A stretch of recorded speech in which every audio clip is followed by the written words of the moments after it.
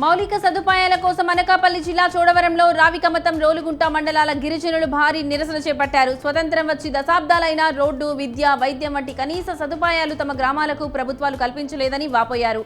తహసీల్దార్ office నుండి MLA KNS రాజు కార్యాలయం వరకు ఢోలీ మోసుకుని వచ్చి నిరసనను వ్యక్తం చేశారు. మంత్రి శ్రీధర్ బాబుపై అనుచిత వ్యాఖ్యలు మానుకోవాలని పుట్టా మధుకర్కు కరీంనగర్ సూడా చైర్మన్ నరేందర్ రెడ్డి సూచించారు. కాళేశ్వరం ఆలయ అభివృద్ధికి శ్రీధర్ బాబు భారీగా నిధులు తెచ్చారని అన్నారు. పుట్టా మధు తన వైఖరి మార్చుకోకపోతే ప్రజలే గుణపాఠం చెబుతారని హెచ్చరించారు.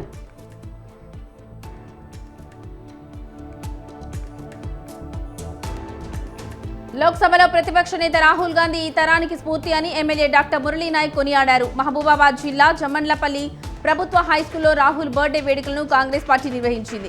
కేక్ కట్ చేసి మిఠాయిలు పంచి విద్యార్థులకు పరీక్ష ప్యాడ్లు, జామెట్రీ బాక్సులను ఎమ్మెల్యే అందజేశారు.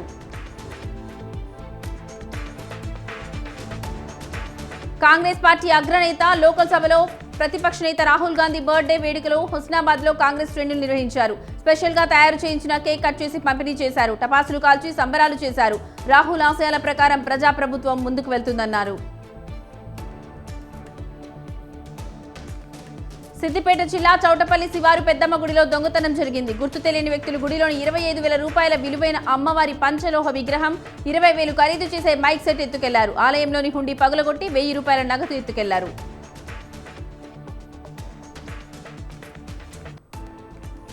నల్గొండ జిల్లా నకిరేకల్ మాజీ ఎమ్మెల్యే చిరుమర్తి లింగయ్య ఆధ్వర్యంలో బీఆర్ఎస్ నియోజకవర్గం స్థాయి సమీక్ష జరిగింది. ఈ సందర్భంగా బీఆర్ఎస్ డిజిటల్ సభ్యత్వ నమోదు, సర్పై బూత్ స్థాయి శ్రేణులకు అవగాహన కల్పించారు. ఈ కార్యక్రమంలో పార్టీ ప్రధాన కార్యదర్శి ఆర్ఎస్ ప్రవీణ్ కుమార్ ముఖ్య అతిథిగా పాల్గొన్నారు.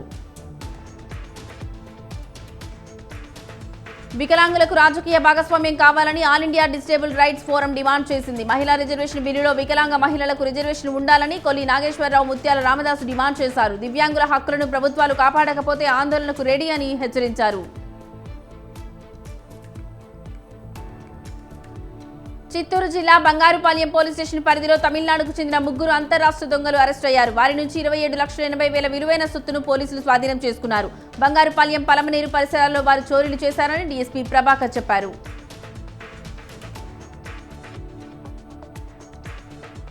రంగారెడ్డి జిల్లా కుమ్మరిగూడలో యూరియా కలిపిన నీరు తాగిన 8 ఆవులు మృతి చెందాయి. ఆవుల సంరక్షణ కోసం బీహార్ వ్యక్తిని పాల వ్యాపారి రఘునందన్ నియమించాడు. ఆవుల వద్ద ఉండాల్సిన బీహార్ వ్యక్తి పరారవడంతో అతడే యూరియా కలిపి ఉంటాడని రఘునందన్ అనుమానం వ్యక్తం చేశారు. కర్ణాటక సీఎం డీకే శివకుమార్ తిరుచానూరు శ్రీ పద్మావతి అమ్మవారిని దర్శించుకున్నారు. ఆలయం వద్ద ఆయనకు ఆలయ అర్చకులు, అధికారులు ఘన స్వాగతం పలికారు. ఆలయంలో ప్రత్యేక పూజలు ఆయన పాల్గొన్నారు. శివకుమార్ను ఆలయ మర్యాదలతో సత్కరించి తీర్థ ప్రసాదాలు అందజేశారు.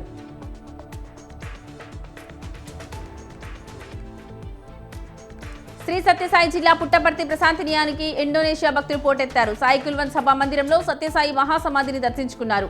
మహాసమాధి వద్ద పుష్పాలు ఉంచి పూజలు చేశారు. ఇండోనేషియా భక్తుల సంగీత కచేరీ అందరినీ అలరించింది.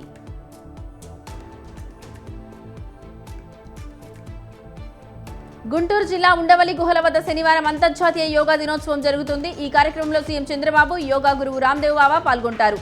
అంతర్జాతీయ యోగా దినోత్సవం సందర్భంగా అధికారులు అన్ని ఏర్పాట్లు చేశారు.